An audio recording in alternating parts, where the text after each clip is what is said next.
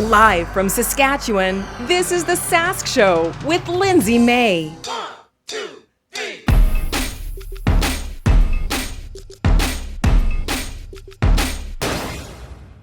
Hey, feels good to be back. I'm Lindsay May with episode 7 of The Sask Show. Now, today we will be taking a look in the Sask Stuff with what's happening in Regina when it comes to getting some green bins. A big congratulations going out to a bodybuilder. And we also do have a scam that you're going to want to keep an eye out for. Around the world, we're going to talk about Elon Musk and the drama with the Witcher series. But the big one today I think everyone's a little bit interested in is spilling the pill with that throne speech. Let's dive into episode 7 of The Sask Show. The Sask Stuff. So Regina, we're going to be paying a little bit more for our recycling, and I think honestly this is for a good reason.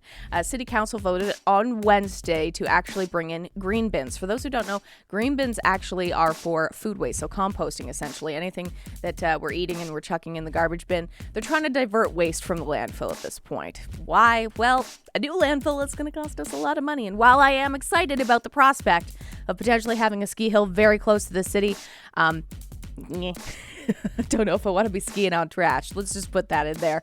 Now, here's what's going to happen. We're going to see our fees increasing.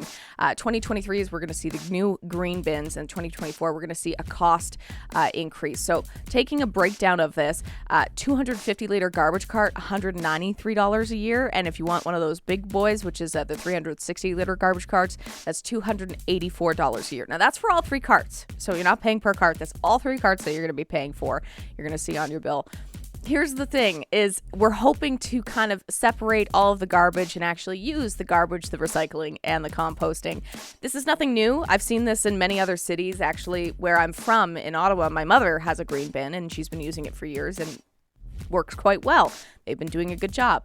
I'm hoping that we actually start doing something about the recycling because I've heard whispers, the allegations that we aren't really recycling all the things that we could be when they get down to the plant. But I'm excited to try and see what happens with our recycling, and hopefully we're able to divert some of those costs so we don't wind up having to build a new landfill for $50 to $100 million.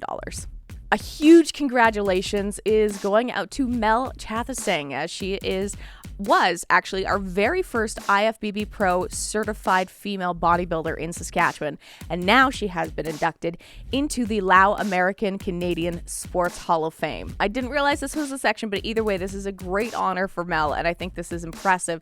She started back in 2013. She said she became absolutely addicted and loved bodybuilding. Here's the other fun thing about Mel is she's a dental hygienist up in Saskatoon.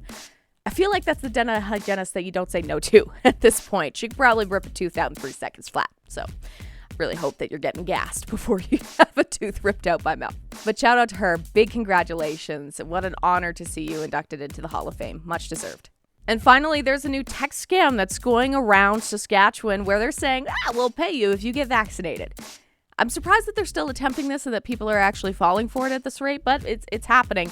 So the SHA recently had to put out a release saying, listen, if you get one of those text messages saying that, we'll give you $100 to get vaccinated for COVID-19, nah, that's not a thing. Remember when we were being offered Tim Hortons? That was nice.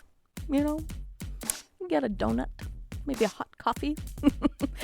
You really think they're going to pay you now? Probably not. Here's the thing. The SHA is now reminding residents that no, they do not offer money for COVID-19 vaccinations. You just do it because it's probably the smart thing to do. Not going to knock you if you don't want to do it. That's totally your choice. Now, the only text messages that you're going to be getting from the SHA are in regards to getting yourself tested for COVID-19 or if they have any updates about your appointment to go and get vaccinated. So watch out for those scam texts.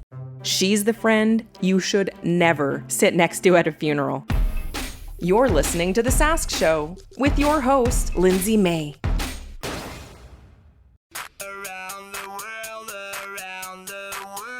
With Lindsay May. Now, the hockey world is a titter right now because they're talking about pulling in full face shields for the junior hockey players. Now, this is a big deal because for years we've seen half masks, and now they're saying maybe full face masks would actually be a good idea to protect the players. So they're actually going to be becoming mandatory mid-December, and a lot of people in the hockey world aren't too happy about this. I thought this was a strange quote. This actually comes from Kevin Kaminsky from the SJHL's L'Orange Ice Wolves. He says he doesn't understand this move and that a full face shield as opposed to a half visor the players wear now. He says he hopes it doesn't go that way. It already is. But he says, I think you're going to lose some fans, knowing that fighting is very limited now, but I think fans are still going to love a good tilt here and there. Now, here's the thing is that there are new suspensions that are going to be put in place for fighting when it comes to the Junior Hockey League. It's to increase safety in the game. The full face shield apparently is also supposed to help reduce fighting, and they have an automatic suspension for anyone who will be removing their helmet during a fight, which is one of the reasons why they're saying you got to keep those helmets on your head. I'm not against protecting the players. I don't know if this is going to affect me either way. I don't go to hockey to watch fighting. I go to watch playing. Yeah, good scrap here and there. Okay, I get that, Kevin. That's totally fine. But I think it's high time that we protect the players and the people who are playing, because that should be our utmost important, is making sure that everyone's safe while playing the game, especially since they're not being paid to play. Twitter.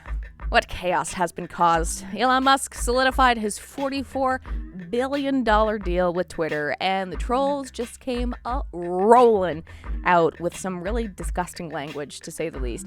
Now, Elon Musk did say that there could be multiple platforms or versions of Twitter. Like, you got a rated G for like family, and then PG-13, maybe a rated R Twitter. I don't know. You're probably gonna see a lot of porn showing up on your screen if you're choosing that one. But needless to say, the trolls have arrived with more than 50,000 tweets from 300 different accounts bombarding that platform with a lot of content that is just... Let's put it that way. Now, Elon Musk says you have to be able to select from each Twitter option and avenue which one you want to be looking at. If you want to watch hate speech, I guess that's a choice for you. There are a lot of celebrities that are also leaving Twitter after this deal was made. You look at Shonda Rhimes, Brian Koppelman, as well as Alex Winter, and the director and activist Rob Reiner. They've all left Twitter at this point. I'm wondering which direction this is going to go, and if we're going to see some banned faces show back up on this platform. And finally, The Witcher. Toss a coin to him and to Henry Cavill, because he is leaving the show. Huge announcement that came out from The Witcher series, as they said that Henry Cavill will be stepping away and handing his sword over to Liam Hemsworth. Now, obviously, fans were pretty perturbed about this announcement and very upset about the fact that you need to remember, Henry Cavill was a massive fan of the show. He read the books, he played the video game, a huge fan. And for him to step away, is there drama behind the scenes? Is basically what everyone is asking at this point. Either way, Liam Hemsworth will be taking over that role. There's whispers that one of the reasons why Cavill actually wound up leaving the show is because he's going to be putting the cape back on as Superman. I hope that he does. Either way, good luck, Liam. I've got nothing against the guy. I think Cavill did a fantastic job with the show. We'll see what happens with season 4 of The Witcher. Spill the pill. Now, this is a part of the show we like to call Spill the Pill, where we spill the tea on what's happening in the depths of Saskatchewan and with the throne speech. Now, some drama with the throne speech earlier this week. The government of Saskatchewan gave their speech on Wednesday, and with it, they plan on introducing the Saskatchewan First Act, which is said to clearly define the province's position on exclusive jurisdiction over its natural resources and economic future. I really hope they ask the Indigenous groups about these resources as well, considering that we're kind of taking it from them, but we digress. Let's dive into it. There was also a healthcare expansion that was being put in there, hoping to fill about 1,000 open positions in some of the rural communities and the remote areas. Now, they actually made a deal with Philippine nurses to come in and fill in these positions. So I'm glad to see that we are getting some more healthcare coming into the province. As for law enforcement, the government intends on establishing a Saskatchewan Marshals Service. Yeah. Not worried about that one at all. Now, they say that this Marshal Service is to assist in arresting wanted individuals who are found with the Warrant Enforcement Suppression Teams, called WEST in other words, and transport them into custody. It still a little nervous about the wording on that one, not gonna lie. And then finally, we had the chaos at the throne speech with a guest who was invited who honestly shouldn't have been. I'm just gonna say it. Like, people, oh my God. Colin Thatcher was invited to the throne speech on Wednesday. And he was actually invited by one of the Saskatchewan Party MLAs, Lyle Stewart. Now, apparently each one of the MLAs are allowed to invite guests, and they are vetted. I don't know how closely they vetted this guest list, but they say that it is vetted, and Colin Thatcher, whom you may not know of, murdered his wife and was invited to this. He's currently out on probation. Now, let's dive back into the history of Thatcher really quick. He was found guilty in 1984 for first-degree murder of his ex-wife, Joanne Wilson. She was found beaten to death and shot in the garage of her home the previous year.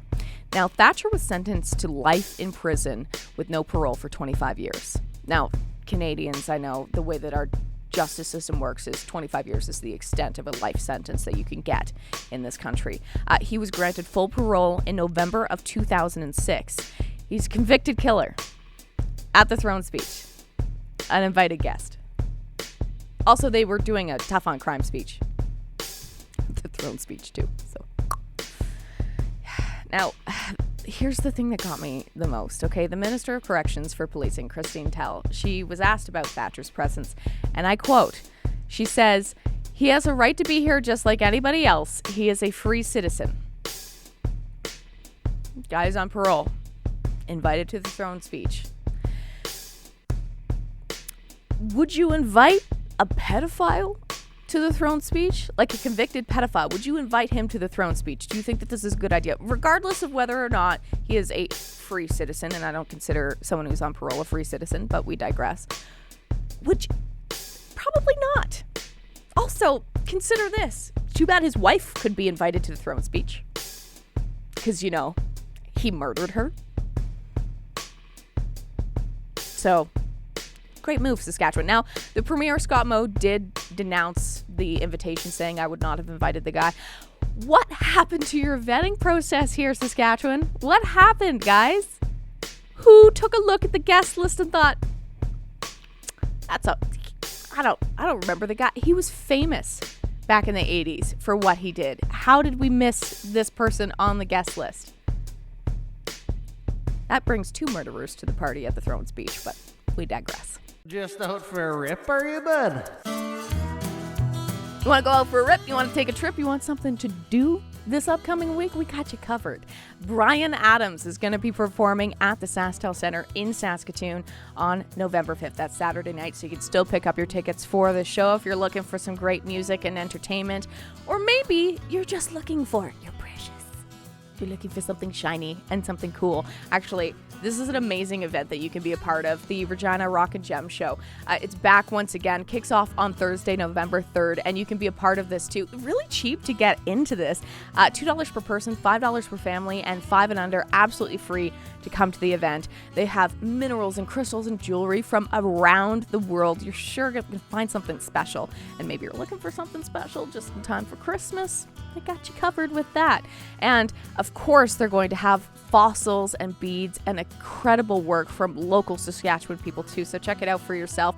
The Regina Rock and Gem Show, that's going to be happening at the Delta Hotel in Regina. This kicks off on Thursday, goes until Sunday, and a great price for the entire family if you're looking to go and take a trip somewhere around Saskatchewan this weekend.